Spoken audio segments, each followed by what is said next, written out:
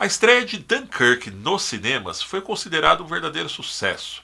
A boa aceitação, tanto por parte do público quanto por parte da crítica, surpreendeu aquele mais pessimista de plantão. Na última semana, inclusive, eu fiz o meu review aqui no canal, colocando aí quais foram as minhas impressões a respeito do filme.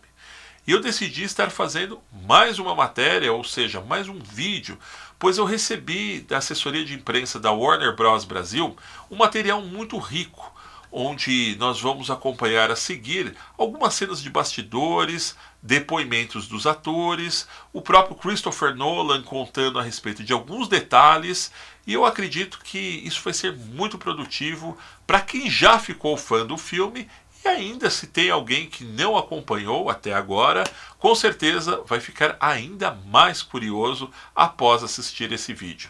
Vamos começar aí então com o próprio diretor Christopher Nolan contando a seguir para nós quais foram as suas inspirações para poder estar rodando esse filme. You can practically see it from here. What? Home. There are 400,000 men trapped in one place, on a beach. Their backs to the sea, the enemy closing in all around them. And it's just a matter of time before they face surrender or annihilation. And the fact that this story does not end in either surrender or annihilation is what makes it one of the greatest stories in human history, and one which I've been wanting to tell for quite some time. I'm not going back.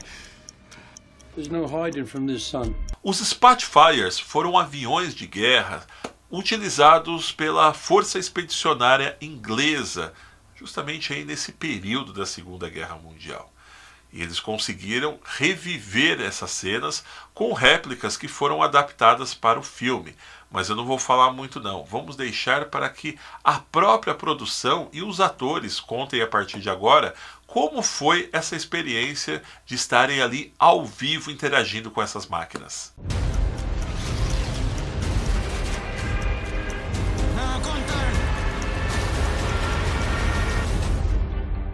The shots in the film where you see one of the actors in a Spitfire, just beyond them, another Spitfire. That's the single coolest thing I've ever been involved in, is when you can look over and there is a Spitfire banking around next to you. We're flying over where it happened. I mean, ridiculous. It was absolutely insane. There's really no way that you could create that in a computer. That intimate physicality, that tiny cockpit. He's on me! To be in there for an hour or two, we really focused on that as being one of the most important aspects of the film. Putting the audience in that scene. I'm on him. Which is an extremely difficult thing to do. You see these, amazing airplanes in beautiful natural light through the canopy of the Spitfire and the other plane in the sky, shot on IMAX entirely in camera. It's not something you've seen before. Um dos processos mais complicados dentro da produção de um filme é a ambientação para que você possa passar para o seu público e também, por que não, para os atores que estão vivendo aquilo bem de pertinho, aquela credibilidade necessária para que você tenha um bom produto no final, ou seja, para que você tenha um filme de excelente qualidade como foi Dunkirk. Então, a seguir, nós vamos acompanhar um pouco mais sobre a produção falando a respeito deste trabalho. This is it. From a production point of view, it's exhilarating because you're standing there and you're looking at the thing unfold in front of you. It becomes absolutely part of how your character develops when you're actually in the environment and it's happening to you. It's very helpful to have a real Spitfire or two and a Messerschmitt and a couple of other things fly low over your boat. One of ours! And then the force of that engine. It was just insane to watch these, Spitfires feet above your head. When do you ever get to do that as a human being? And playing those situations, literally all you had to do was watch what was happening. It's so easy and so pleasurable when there's less to try and imagine. When you stand on a battleship, which is already crazy, and then a Spitfire goes by you. The audience will believe, I think they will just know and then they'll feel it.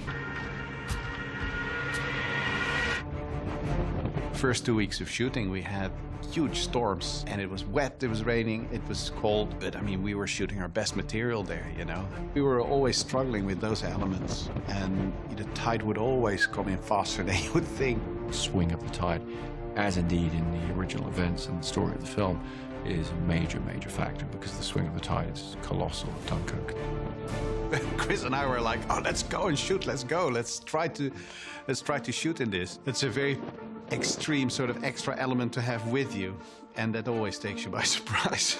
We ended up on various occasions coming in the morning and finding that bits of our mole had been washed away overnight. And we were basically rebuilding the set while we were shooting something else. That's very much the Nolan way. We're out here and we're out here to work. We're here to sort of live it a bit more. Being out on the mole when it's windy and rainy and you're kind of getting lashed and battered is quite trying. In a good way though. It's going to look amazing. Como parte final deste vídeo, vamos saber através do diretor Christopher Nolan como foi a experiência de estar gravando o filme. We straight away started talking about the big format. We have big love for the big format. I mean, especially IMAX, you know, it's a very visceral window to the world. You know, in many ways, it's the best format out there.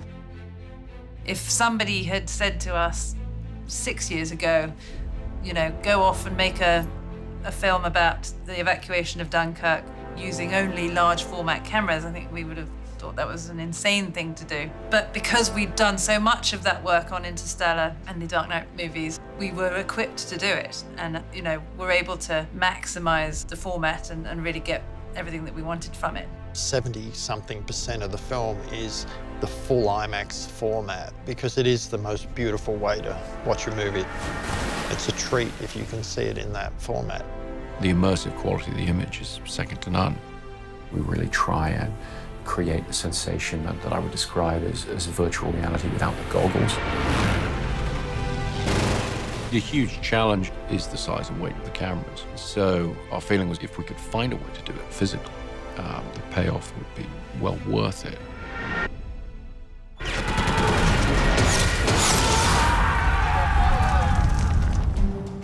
I really wanted to make that camera work as any other camera you would use. You know, handheld and in a very sort of intuitive and impulsive way that you can use a film camera. With the story structure on Dunkirk, you have a lot of different points of view. So we're always, you know, in the cockpit of the Spitfire up in the air. We're always down, you know, with the guys on the beach or in the water with them. We're always on this yacht crossing the channel.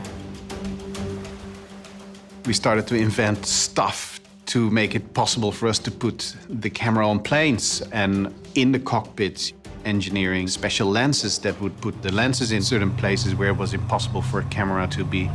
It was massively important to us to do that because we really wanted to be able to get our actors up into the air. The shots where you see one of the actors in a Spitfire and then just beyond them another Spitfire, there's really no way that you could create that in a computer. You always end up thinking about things that are impossible and then, you know, trying to make them possible. We made it work. These amazing, massive cameras, a very, very visceral experience, a really tactile experience of being there in these events. The audience really gets the benefit of that large canvas. Particularly in IMAX, I think audiences are really going to feel the jeopardy and the vulnerability that they felt. You know, put yourself in a seat in an IMAX theater and you look at it, you know, you see what it does to you, you see what it does to you emotionally. I just want people to be completely blown away with what they've just seen. We want to give people a really intense ride, really put people there and allow them to feel what that experience would have been like.